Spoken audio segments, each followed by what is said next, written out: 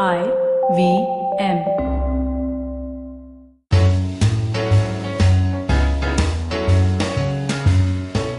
Hi, I'm Satyajit. Hi, I'm Racheta. Welcome to Paperback by the Open Library Project. We have as our guest today Katie Bagli, author of the Mysterious Lovables and other such children's books. In this episode, we deep dive into her book, discussing her love for nature and passion for the wild. In the second half, we also discuss The Less Liked Lovables by Katie Bagli, a book of simple living by Ruskin Bond, My Family and Other Animals by Gerald Durell, Eaters of Kumaon by Jim Corbett. Although Katie writes fiction books, these tales come with a hidden moral around the beauty and magnanimity of the wild. Our conversation with her reflects on how the human mind is conditioned to believe that certain animals like the snake, lizard, owls, bats are harmful or unlucky, how mankind needs to coexist with nature and its wilderness without encroaching into their territory, and her love for trees and more. Let's dig into the episode.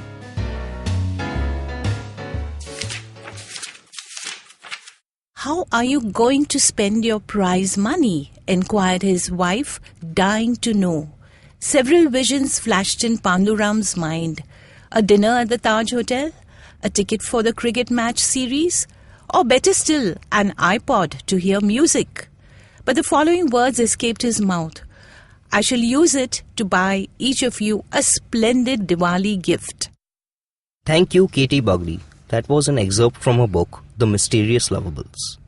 Welcome to Paperback by the Open Library Project. I am your co-host Satyajit, otherwise known as Onion Knight in most food circles. I am hosting this podcast with my co-founder at the Open Library Project, Racheta Sharma. Hi guys, my name is Racheta and I'm an ex-banker who gave up my banking profession to follow my passion and run libraries across the world. The Open Library Project is a non-fiction book library service offered to businesses on a subscription basis. We're trying to move away from the run-of-the-mill library concept and setting up rotational and locational curated libraries at co-working spaces, corporates and business incubators. The idea here is to create value, build a knowledge community and encourage a growth mindset amongst our members. Today we have with us on the show Katie Bagli, author of The Mysterious Lovables and Lesser Liked Lovables, among other titles. Katie Bagli is an avid nature lover and loves to write for children. She spends a lot of her time visiting schools, interacting with children, telling them some of her stories while conducting wildlife workshops. She also likes to revel in her passion for nature by conducting nature trails. Almost all of her books are fiction with stories woven around true facts. She often gets inspiration for a new story while listening to Western classical music in concerts or while taking her dog Chloe for a walk. Katie also writes a monthly column in The Hindu in Young World. Welcome to the show, Katie. Hi. Hi, it's lovely to have you here. Like Satyajit mentioned that, you talk about books on nature and books for children, talking about animals and facts related to animals. So you bring out this beautiful relationship between man and nature. Could you tell us what got you into writing children's books? Well, I was always passionately in love with nature, but all through those years when my children were young, I didn't have time to write. But later when they were settled, they started going to college, I found more and more time at hand. And I just started jotting down stories. And my friends encouraged me to publish those stories. And that's how I started writing for children and publishing books too. Great. So there are small nuggets at the end of each story which basically talk about facts related to those animals. And so you want to tell us more about that? When I go out into the field, when we go for nature trails, even when I travel out of town, there are lots of things you get to learn which you wouldn't get to learn from books. Correct. Right. And those facts I bear in mind. And of course, I do a lot of reference work also when I write a story. And I feel it's necessary to put these facts at the end of the story so that children not only read the story and enjoy it, but they become more and more aware of the reality of things and they get sensitized to nature.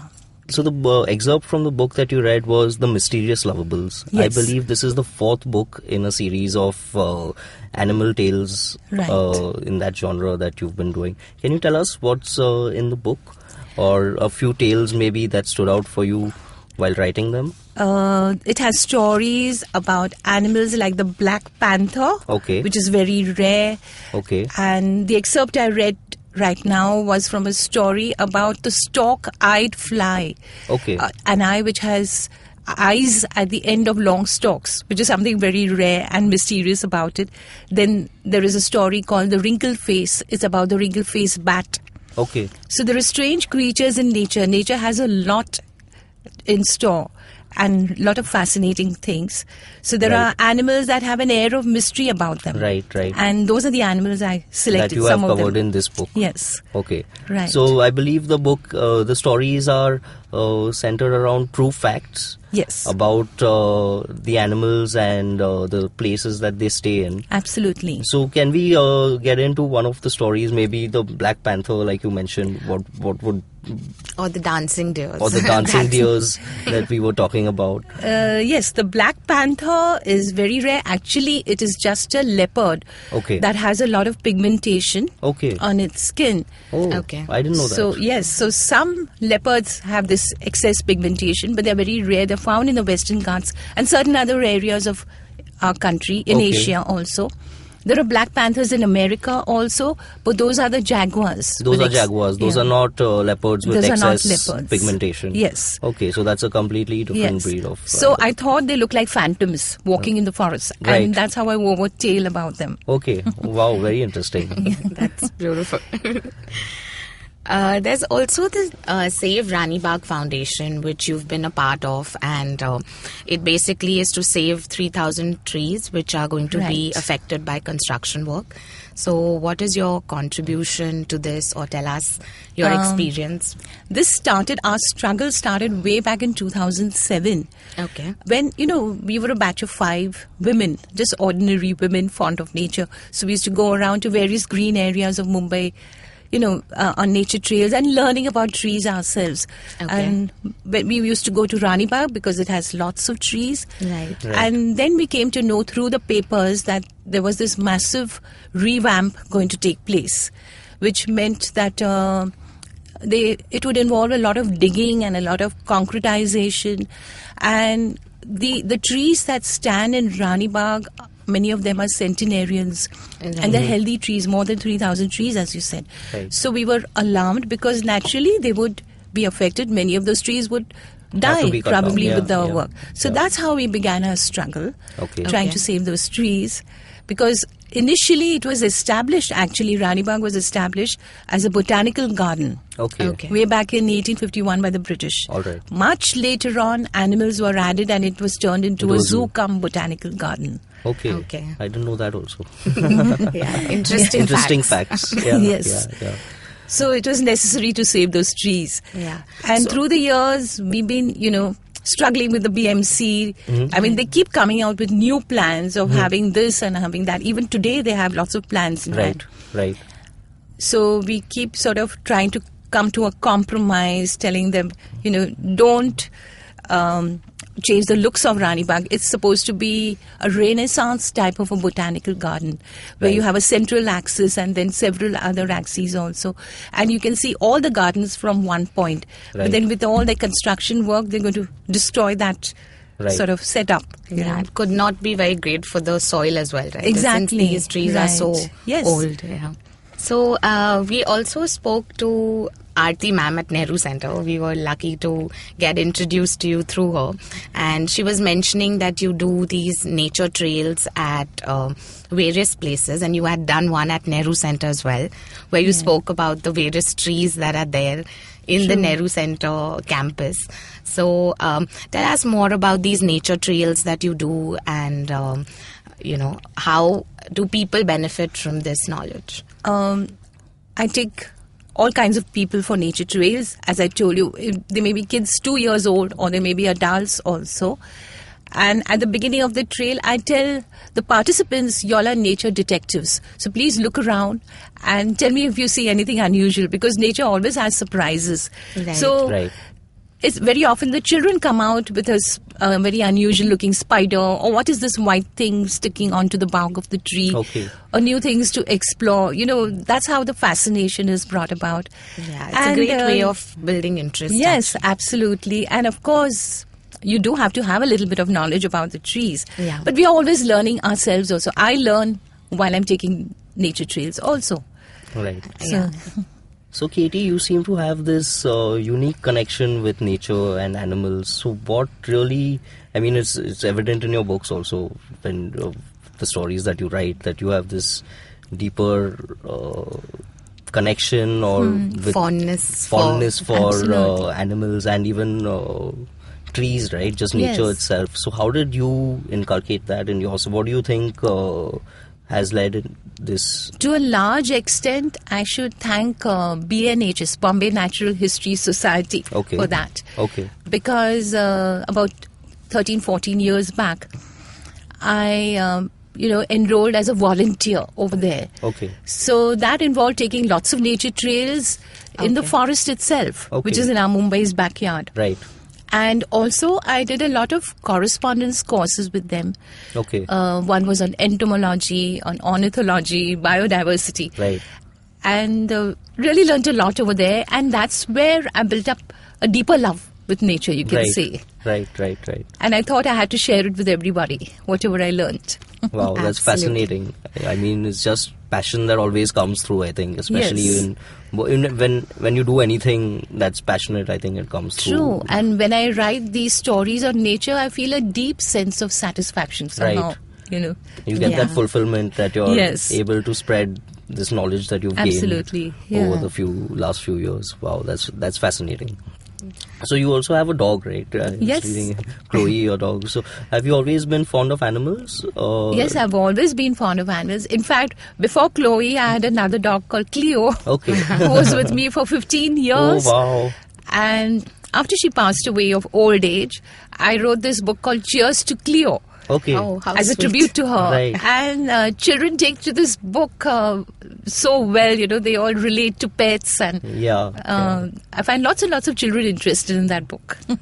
I always say that every family should get a pet at some point. Yes. It adds so much back to the family as well as to the pet itself, right? Ancient connections were always with nature. Right. It is only in today's everyday, very busy life that we don't have that connection. Now we're connected to our phones. Yes.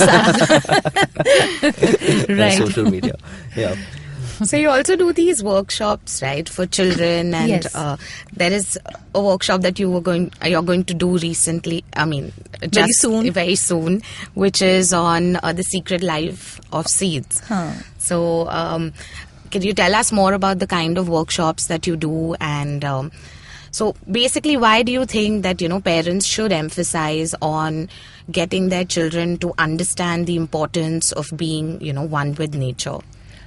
First of all, I find that the school curriculum doesn't have any place for nature. Hardly at all. Right. And those schools that do have, it is like an after-school activity, like a nature club, where only some of the children...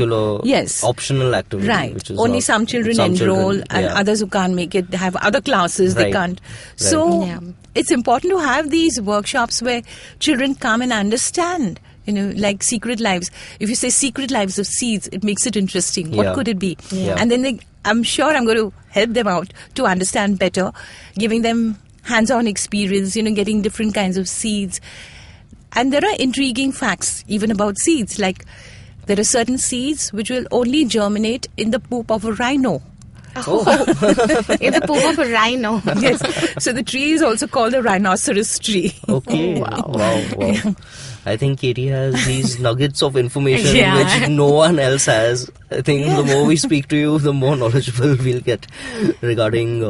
And then there's the soap nut seed. Okay. We call them aritha. Okay. We used to use those seeds. Ancient times, people used to use those as soaps. The seeds, because they were the best kind of soap, and nobody uses those seeds now. Yeah, is this these the seeds that are found somewhere near the Himalayan? They're found everywhere. Okay. You find them in the Western Ghats. Okay. Even in Rani Bagh, I think there is a tree, Retha tree.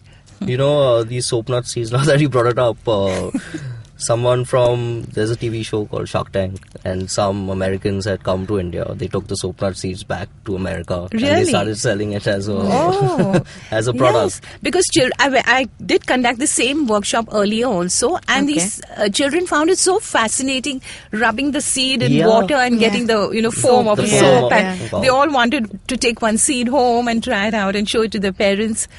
But it was a common thing earlier. Yeah. Being, soap nut Yeah, seeds. yeah. In fact, if I may say so, one of my friends who is very environment conscious, even today, doesn't use detergent in her washing machine.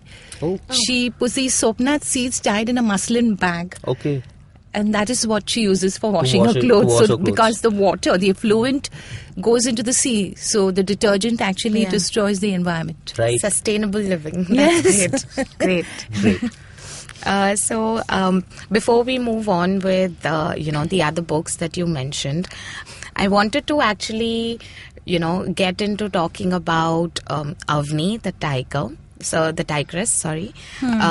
There's been a lot of controversy. talk and controversy around it. Yes. And since you are so close to nature and to animals, what is your take on this? I feel she shouldn't have been shot naturally, like all Yeah. other Yeah. environmentalists. And it's a law, as you must have read in the papers, that these animals have to be tranquilized and Then moved into to a forests. safer. Yeah. Yeah. And why are they behaving like this? Why are animals, so many leopards, suddenly turning into man-eaters? It's Right. because we are changing their life. Right. We're encroaching into their homes, the Territory. forests. Yeah. They get disturbed. They can't find prey. So they have to turn to whatever they they can behave in an find. unnatural way. Actually, the blame is on us. Yeah. Yeah. I think there's a lot of apathy that is shown while dealing just with animals. Yes. A lot of times the statement is that people are still suffering, and so That why is should we also look a at fact we have to consider, but the then- truth is it's not binary. It's both need to be Right. fixed. People suffering as well as the environment we live in. We need to learn to live with. Yes, this is the result of our lack of forethought. Yeah. When Yeah. we build dams and submerge an entire forest, or Right. when we Right. cut down trees and build townships or roads or highways, what Yeah. are we doing? We're doing something which is going to damage our lives Yeah. in Right. the long run. So we are basically upsetting the natural Yes. habitat of these animals, and Absolutely. then expecting them not to react. So which is, Right. I don't think that's very rational. Correct. So Katie, who would you recommend is the ideal reader for your books? I think everybody. Okay.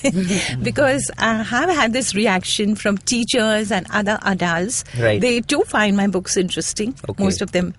Yeah, And- we got to learn so many things. Yes. And this amazing Animal Tales series has actually been recommended by a professor in a college for zoology students also. Oh wow. So if you see, it's mentioned at the back of my book. Okay. Yeah. Okay. Wow, that's fascinating. That's amazing. Congratulations. Thank you. Congratulations. Katie's books are The Mysterious Lovables, The Less Liked Lovables, The Less Known Lovables, The Glamorous Lovables, all from the Animal Lovable series. Yeah. And they're available on Amazon and all major retailers. Right. We're going to take a short break and we'll be back after this. Hello, everybody. Welcome to another awesome week on the IVM Podcast Network. We're IVM Podcasts on Twitter, Facebook, and Instagram. We've been doing this for a couple of weeks, and I think it's working out quite well. If you're enjoying the show that you're listening to, why don't you do this? Pause the show, take a screenshot, and post it to your Instagram stories. Tag us on IVM Podcast, and leave us a comment for what you think about the show that you're listening to. We'll post that to our story so that, everybody can see what's going on, who's listening to what. Also, I have another little announcement. We are finally launching our new version of our Android app. It's going to be out officially and properly, and it's going to move out of beta. So if you are listening to us on the old app, it might be time for you to kind of look for the new one. Unfortunately, it's not going to update from the old app. You're going to need to re-download the app or reinstall the app from the new listing. You'll be able to get the new app. You'll get a link for that from either the show description of the show that you're listening to, or you could go to our website and there'll be a link over there. So we launched a new show called How to Citizen. It is hosted by policy professional Meghnad S. and comedian Shreyas Manohar. Every episode is a look back at a chapter from an 8th standard civics textbook. The first episode featuring Rohan Joshi is out now. On the Seen and the Unseen is part 2 of Amit Verma's conversation with historian and author Ramchandra Guha. They discuss the return of Mahatma Gandhi to India and his involvement in the freedom movement.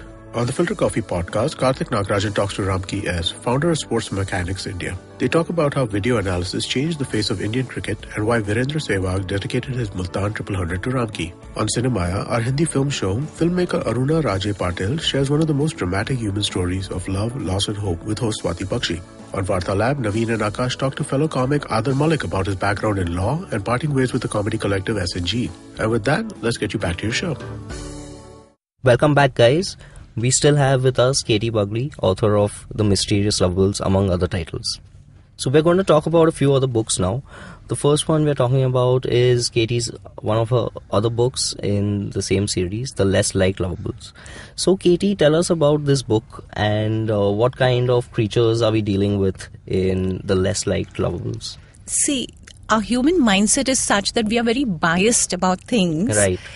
And I find that there are lots of animals against whom people have superstitions and misconceptions. And that's why I wrote these stories, to make people realize that all animals are required in nature's scheme of things.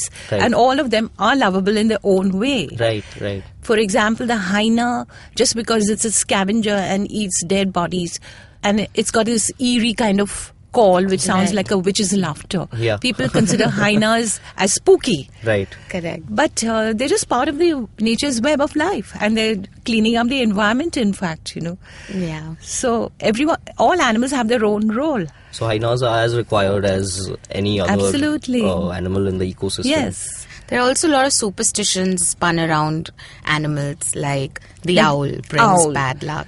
Why? How did this superstition arise? Because owls are nocturnal and they have this deep hooting call which sounds rather Eerie. it gives you goosebumps. Yeah. And owls are always found in the hollows of old trees. Right. So where do you find old trees which are not cut down? In graveyards. In graveyards. Right. So that's why we generally associate the hooting of an owl with a graveyard. So they say, owls are harbingers of death and doom. Okay. This is how the These human mind has superstitions been have working. come about over the last so many years. But on the other hand, people consider as owl as lucky. Right. And Right. the A wise symbol of owl. wisdom. Yeah. Right. Right. But in Hindi we call them ullus, and ullus are connected with was stupid. Yeah. So any other animals in this? The crow. The crow? Which the story of this I've called it as the blackguard. Okay. Because the crow has this habit of vexing us, coming into the house, picking up scraps of food. Right. And there are superstitions related to the crow also. Right. Many Hindus believe that crows connect with, the souls of the dead. Right. And that's In why fact, they have a puja where they have crows coming and eating Correct. food. Right? Absolutely. Yeah. Right. Great. So there are many more stories of the less liked lovables animals in this book of Katie's. I think we should go through it. Yeah. And before we move to the next book, would you like to give us, say, 2 interesting facts that, are mentioned in the book that people should, would probably make them pick up the book and read it? The Less Liked Lovables? Yes. Yeah. Now, tarantula, the stuff of horror films. Oh, yeah. We see. Yeah. Why? Because they're hairy, they're big, and tentacles and like huge spidery things. We have learned to connect tarantulas with something horrifying because of, our own doings, like horror films come out with these stories. Right. But did you know that tarantulas, actually, the bite of a tarantula, no doubt they sting us, but the bite is as painful as that of a bee. Oh. Okay. So a bee sting is not all that painful. Right. It is painful, no doubt, but after some time the pain goes away. Right. And it's not even fatal, the bite of a tarantula. Okay. Only very, very few people who are allergic to the venom can show some kind of reaction. Right. But that is in very rare cases. Right. But yet, when we see a tarantula, we scream and run. We run. Yeah, that's more because of the horror movies, I think. Exactly. Than And the then tarantula itself. Another fact you would like to know is about the lizard. Okay.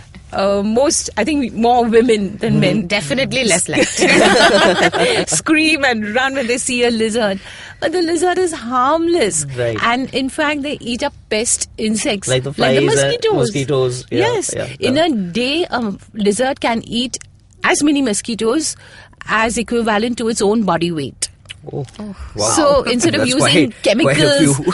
and pesticides, we can just have Have a lizards. pet lizard at home. Yeah. If In fact, you're comfortable with it. when I see a lizard, I tell my maid, don't worry, don't do any harm to it. It's fine. All Out should probably have the lizard The as their lizard brand. as ambassador. brand mascots. Yeah. Yes.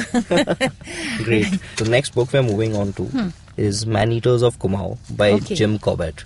All right. So, Katie, tell us what about this book has really stood out for you? Because I think this book was written really, really long ago, Yes. in the 1940s. So I picked it out from a library when I was much younger. Right. And as you know, I'm always thrilled with stories of jungle Right, lore and, right. all these kind of stories. So Corbett, all of Corbett's books, one after another, I read them and I was really fascinated by all that he did. Right. One of the tigers, in fact, he spoke about was responsible for 400 human deaths. Okay. But Corbett would never kill a tiger unless he was certain that there was something wrong with the tiger and he was really a man-eater. Okay. So he would always make sure of that. And it brings out many qualities of a successful shikari, this Okay. book. Like, for example, physical strength, infinite patience to be Right. able to wait for a tiger to come. Right.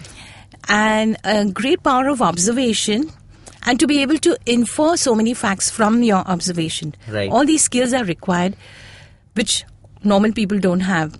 And above all, a lot of courage. Yeah. So this book, I think, covers 10 of his Yes. shikars. Right, right. But later on, he became a conservationist. Right. And he stopped hunting. He stopped hunting He started tigers shooting and- with his camera. Right. Yeah. So he made a switch from, Like- but I think even while he was hunting tigers, the intent was always to Yes. make sure that the animal was a man-eater Right, before absolutely. taking any action. And there or was some necessity to there's some kill necessities it. to kill back in Right. those times. Yeah. And then I guess once we moved to a more civilized or more safe society, he also switched his mindset Absolutely. completely to becoming a Right. conservationist. So that's amazing to really see Yeah. in someone. Through their writings, I guess you can really see See the their transition transition, of yeah. a person, Yes, right? So yes. I'm sure Jim Corbett's books are True. a great way to maybe start And you really start to understand the transition. mind of a conservationist, Right.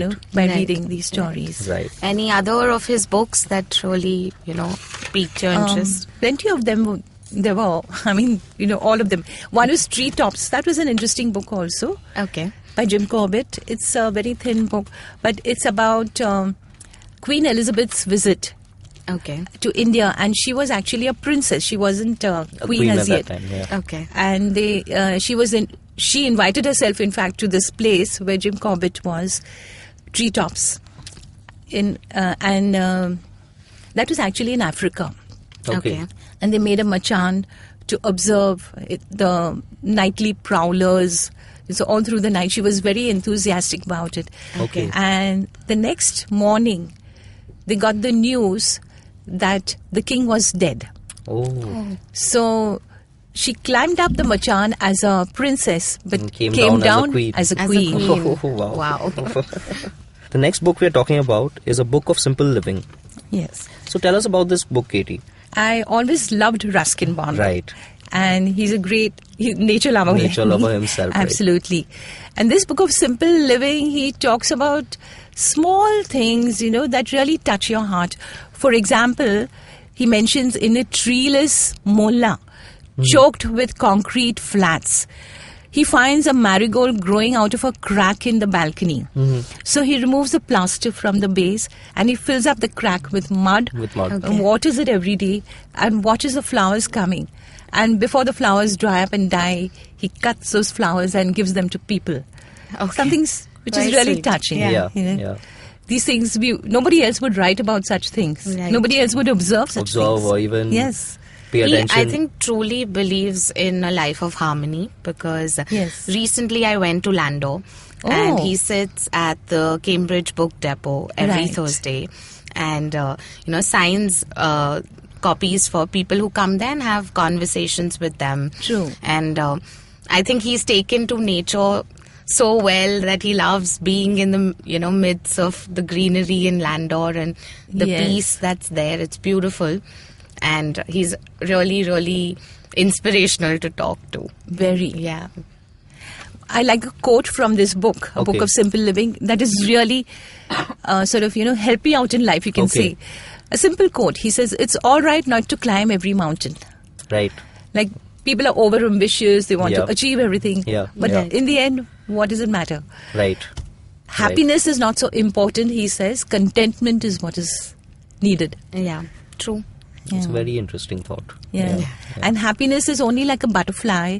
It flutters about. If you're lucky, it'll settle on your hand. Mm-hmm.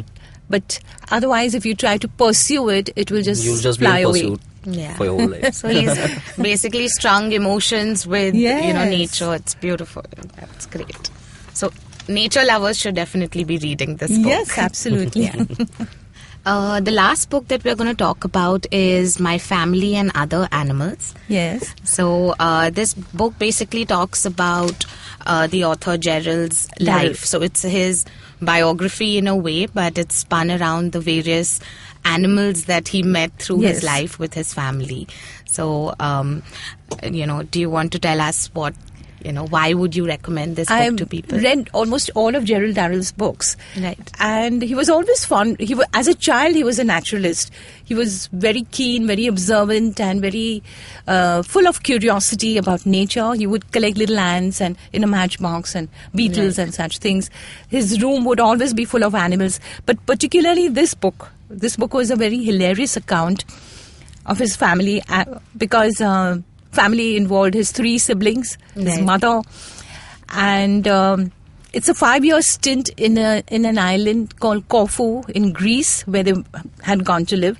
Every now and then Gerald would, who's a born naturalist, he would bring home some insect or some little injured bird or other animal, and his room would be full of them. Sometimes they would find themselves in the rooms of his brothers and sisters, and that would cause a lot of riot in the house. He had a zoo going. Yes, absolutely. House, The siblings would be on mutiny, but his gentle mother would always come to his side and support him. Wow. I think mother's support would be required in such sort of a situation, right? Where one of the siblings is bringing home all these animals to be taken care of. Yeah. But I think that's what's important, right? For parents to be able to inculcate that, sort of fearless relationship with love. even, and to understand the child's interests and needs also. Right. I think it should be more developed, more consciously, this relationship between humans and animals and nature. And I think the best time to start is at a young age, because we're so impressionable at that age. So like, as you rightly said, there's nothing in our curriculums that is teaching these things. I think that's something that should be done. Be looked into. Definitely. Yes. I completely agree with that. In fact, years ago in ancient times, people used to revere nature. And how would those people be living in a jungle in harmony with tigers and leopards? Right. In those days, they didn't consider them as man-eaters. Right. So you adjust yourself instead of asking nature to adjust itself. You kind of find a way to work with nature and the existing systems of nature. So great. This has been a great conversation. Yeah, and thank you so much for all the insight that you've given us. And we totally understand, because, reading is also dying. Yes. Nowadays, and we're trying to improve readership. So I understand, how you must be feeling about, the love for nature and conserving our nature. This fact is dying. People don't realize the importance of it, and you're trying to bring that out, which is beautiful. I do hope people read my books. They will come to know more about it. Please read these books. Yes. So thank you, Katie Bagli, for being with us today and sharing your insights on these books. We look forward to having you on the show again. Thank you. My pleasure. The Nature's Delight series and the Amazing Animal Tales series is available on Amazon as well as all major retailers. And a big thank you to all our listeners. You can follow the Open Library Project on LinkedIn, Instagram and Facebook for latest updates on our events. And stay tuned for the next Paperback podcast on IVM Podcasts. Happy reading. You can follow IVM Podcast on Facebook, Instagram and Twitter at IVM Podcasts.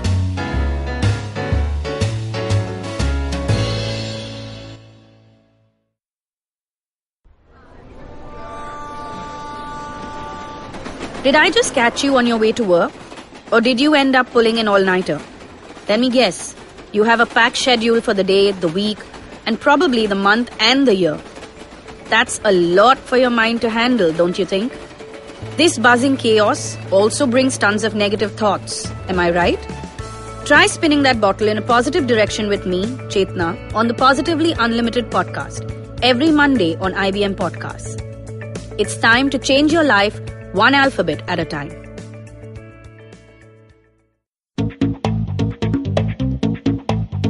Advertising is dead. Yep, you heard me right. Advertising is dead. We're all in the content business now.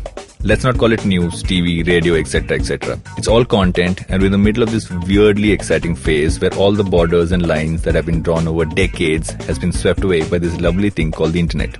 We're a show where we don't dwell on just the stuff that is now, but rather the wider stuff about advertising, media, content, and the whole goddamn circus surrounding it. Tune in every Tuesday for our weekly unboxing of the mystery box we used to call advertising. I'm Varun Dugirala, co-founder and content chief at The Glitch, and this is my new podcast, Advertising is Dead.